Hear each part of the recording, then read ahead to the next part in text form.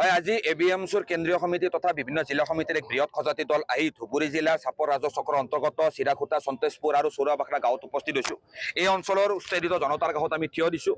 এই অঞ্চলত আহি আমি দেখিবলৈ পাইছোঁ আজি এই বৃহত্তৰ চাপৰ ৰাজহ চক্ৰৰ অন্তৰ্গত এই গাঁওসমূহ আজি মানৱতাৰ বধ্যভূমিলৈ ৰূপান্তৰ হৈছে। একমাত্ৰ আম্বানীক এই মাটিসমূহ হস্তান্তৰ কৰিবলৈ এই অঞ্চলত দশক দশক ধৰি বসবাস কৰি থকা এই গৰাখহনীয়া পীড়িত মানুহখিনিক কোনো ধৰণৰ পুনৰ সংস্থাপন ক্ষতিপূৰণ কোনো ধৰণৰ বিশ্বাসত নোলোৱাকৈ হিমন্ত বিশ্ব শৰ্মা ডাঙৰীয়া নেতৃত্বাধীন অসম চৰকাৰখনে অমানৱীয়ভাৱে দানৱীয়ভাৱে অবৈধভাৱে মহামান্য উচ্চতম ন্যায়ালয়ৰ বিভিন্ন নিৰ্দেশনা সম্পূৰ্ণভাৱে ভায়োলেট কৰি ইয়াত বলপূৰ্বক উচ্ছেদ চলাইছে, ফ'ৰ্চফুল এভিকশ্যন চলাইছে। আৰু এই উচ্ছেদৰ আমি তীব্ৰ বিৰোধিতা কৰিছোঁ, কাৰণ এই মানুহখিনি এই অঞ্চলত ভূমি পট্টা পোৱাৰ বাবে যোগ্য।